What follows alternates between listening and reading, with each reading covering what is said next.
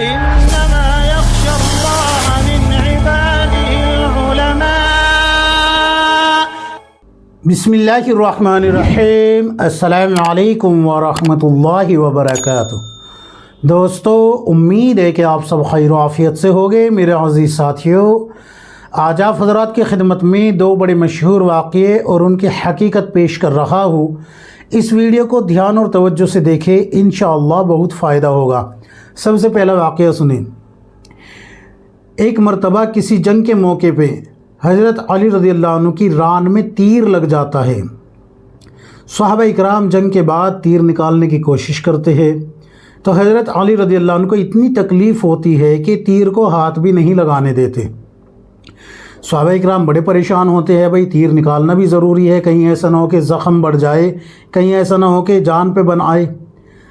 تو جب بھی تیر کو نکالنے کی کوشش کی جاتی ہے تو حضرت علی رضی اللہ عنہ کو بڑی تکلیف ہوتی ہے اور تیر کو ہاتھ بھی نہیں لگانے دیتے. اب یہاں سے لوگ اس کو دو طریقے سے بیان کرتے ہیں. مقررین حضرات اور عوام اس کو دو طریقے سے بیان کرتی ہے. وہ دونوں طریقے سنیں. پہلے کچھ لوگ تو اس طریقے سے بیان کرتے ہیں کہ حضرت علی رضی اللہ عنہ نے کہا کہ ایسے نہ نکالو، بلکہ جب میں نماز کی نیت باندھ کے کھڑا ہو جاؤں تب اس تیر کو نکال لینا. کیوں؟ اس لیے کہ میں اللہ کی طرف نماز میں اتنا متوجہ ہو جاتا ہوں کہ اگر میرے کوئی ٹکڑے بھی کر دے تو مجھے اس کا بھی پتہ نہیں چلے گا. تب آپ اس تیر کو نکال لینا، یعنی جب میں نماز کی حالت میں ہوں تب تیر نکال لینا. اس طریقے سے بیان کیا جاتا ہے. بہت سے حضرات اس کو اس طریقے سے بھی بیان کرتے ہیں کہ صحابہ اکرام بڑے پریشان ہوئے اور یہ مشورہ کیا کہ یہ تیر نکالا جائے تو کیسے نکالا جائے. تو مشورے میں یہ بات طے پائی گئی کہ حضرت علی رضی اللہ عنہ کی نماز ایسی ہے کہ جب وہ اللہ کے سامنے کھڑے ہوتے ہیں تو ان کے اگر کوئی ٹکڑے بھی کر دے تو ان کو پتہ نہیں چلے گا، اس لیے جو ہے نماز کی حالت میں تیر نکالا جائے.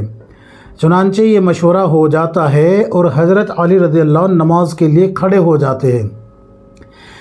جب نماز کے لیے کھڑے ہوتے ہیں تو تیر نکال لیا جاتا ہے اور صحابہ اکرام اس تیر کو لے کے آپ رضی اللہ عنہ کے پاس ہی کھڑے رہتے ہیں.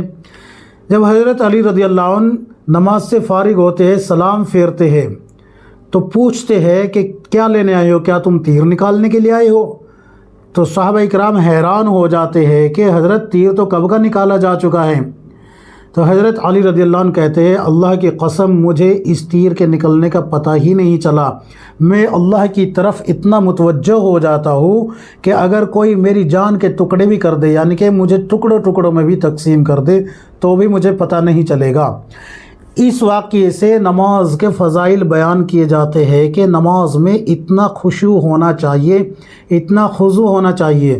خشوع کہتے ہیں اللہ کی طرف مائل ہو جانے کو، اللہ کی طرف جھک جانے کو، اللہ کے سامنے یہ پیش ہو جانے کو، اور دل جو ہے یہ کہتا ہو کہ میں اللہ کو دیکھ رہا ہوں، یا کم از کم اتنا ہو کہ اللہ مجھے دیکھ رہا ہے. یہ جو میں باتیں بتا رہا ہوں نا خشوع کے تعلق سے، یہ بالکل درست ہے. آپ رسول اللہ صلی اللہ علیہ وسلم کی حدیثیں کھول کے دیکھیں گے تو آپ کو مل جائے گا. تو خشوع کہا گیا ہے اس کو، خضوع کہا گیا ہے. خضوع خا اور زاد واو، خضوع کہا گیا ہے اعضاء میں پرسکون، یعنی کہ اعضاء میں سکون، پرسکون کھڑا ہونے کو، حرکت نہ کرنے کو. داڑھی اس طریقے سے کرنے میں لگے ہوئے، کوئی یوں کر رہا ہے کوئی یوں کر رہا ہے، تو اس کے اندر خضوع نہیں ہے. اور ظاہر سی بات ہے جب خضوع نہیں ہے تو خشوع بھی نہیں ہوگا. اسی لیے اللہ کے نبی صلی اللہ علیہ وسلم کی صحیح حدیث ہے کہ اس امت میں سب سے پہلے خشوع اور خضوع اٹھایا جائے گا. تو حضرت علی رضی اللہ عنہ کی طرف منسوب یہ جو واقعہ ہے کہ آپ کی ران میں تیر لگا اور نماز کی حالت میں نکالا گیا اور آپ کو پتہ نہیں چلا، اور آپ کا یہ کہنا کہ میرے ٹکڑے بھی کر دیے جائے نماز کی حالت میں تو بھی مجھے پتہ نہیں لگے گا، یہ بالکل جھوٹا واقعہ ہے. کسی بھی کتاب میں، معتبر کتاب میں نہیں ملتا. آپ کے لیے میں ڈسکرپشن میں لنک شیئر کروں گا دارالفتاء دارالعلوم دیوبند کا. اسی طریقے سے علامہ مولانا یوسف بن نوری ٹاؤن جو دارالفتاء ہے وہاں کا بھی آپ کو لنک شیئر کروں گا. اسی طریقے سے الاخلاص دارالفتاء ہے وہاں کا بھی لنک شیئر کروں گا. آپ جو ہے ڈسکرپشن کھول کے دیکھ لیجئے گا، آپ کو مل جائے گی یہ بات کہ یہ روایت بالکل کہیں بھی ثابت نہیں ہے، اردو کی چند کتابوں میں لوگوں نے گڑھ کے اس کو ایک دوسرے سے یوں ہی خلط ملط کر کے لکھ دیا ہے، اس کے علاوہ اس کی کوئی حقیقت نہیں ہے، کسی معتبر کتاب میں یہ نہیں ملتی۔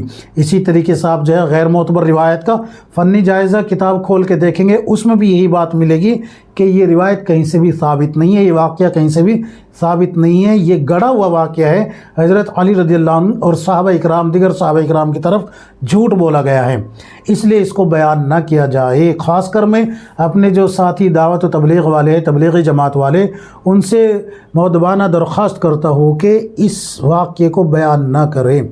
دوسرا واقعہ ہے، دوسری حدیث یا دوسری روایت، آپ اس کو حضرت علی رضی اللہ عنہ کا قول بھی کہہ سکتے ہیں یا واقعہ بھی کہہ سکتے ہیں، یوں بھی سن لیجئے۔ حضرت علی رضی اللہ عنہ کی طرف منسوب کر کے یہ بیان کیا جاتا ہے کہ حضرت علی رضی اللہ عنہ نے فرمایا کہ جو شخص مذاق میں بھی گالی دے گا، مذاق میں بھی گالی دے گا، اس کی قبر کے اندر خچر کے برابر ایک بچھو پیدا کر دیا جاتا ہے، ایک بچھو پیدا کر دیا جاتا ہے۔ تو کیا ہے اس واقعے کی حقیقت؟ کیا ہے اس روایت کی حقیقت؟ کیا ہے اس قول کی حقیقت؟ یہ سنیں۔ اس سے پہلے میں رسول اللہ صلی اللہ علیہ وسلم کی ایک صحیح حدیث آپ حضرات کے سامنے پیش کر دیتا ہوں تاکہ بات سمجھنا آسان ہو جائے۔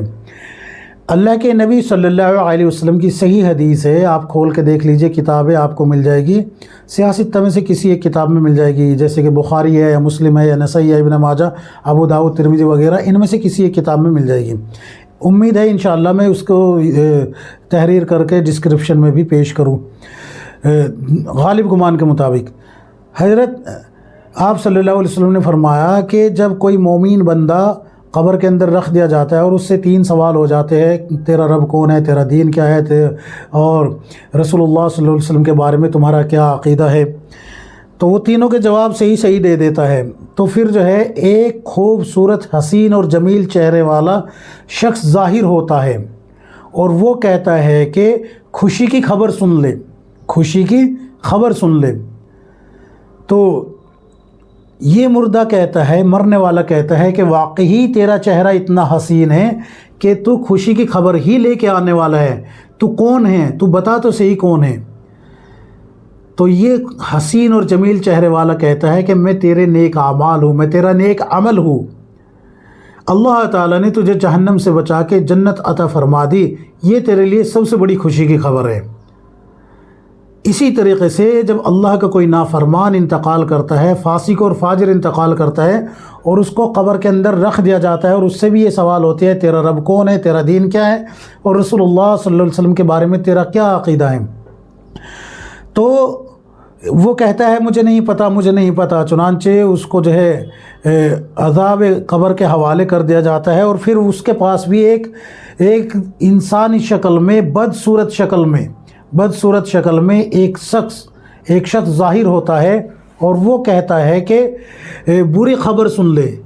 تو مردہ کہتا ہے کہ تیری شکل واقعی اتنی خوفناک اور اتنی ڈراونی ہے کہ تو بری خبر کے سوا کچھ لا ہی نہیں سکتا، کون ہے تو اور کیا بری خبر ہے؟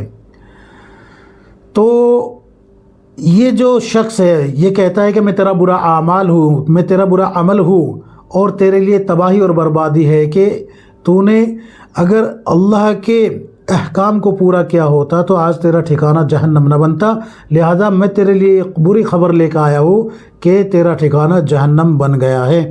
یہ صحیح روایت سے ثابت ہے، اس کو آپ بیان بھی کریں، لیکن یہ جو کہا گیا ہے نا کہ رسول اللہ حضرت علی رضی اللہ عنہ نے کہ قبر کے اندر ایک بچھو تیار ہو جاتا ہے، گالی دینے سے ایک بچھو تیار ہو جاتا ہے، تو اس کی حقیقت کچھ بھی نہیں ہے، یہ آپ رضی اللہ عنہ کی طرف جھوٹ منسوب کیا گیا ہے۔ البتہ گالی دینے کا گناہ کبیرہ ہے، لوگوں کو جب آپ نے گالی دی تو حقوق العباد کو برباد کیا، ان کی عزت کو پامال کیا، ان کو رسوا اور بدنام کیا، ان کی عزت کو جو ہے آپ نے تماشا بنایا ان کی عزت کا، لہذا اگر آپ اسی حال میں مر جاتے ہیں، یعنی کہ اس سے بغیر معافی مانگے، اس کا حق ادا کیے بغیر مر جاتے ہیں، تو روز قیامت حقوق العباد والی عدالت میں آپ سے پوچھ گچھ ہوگی۔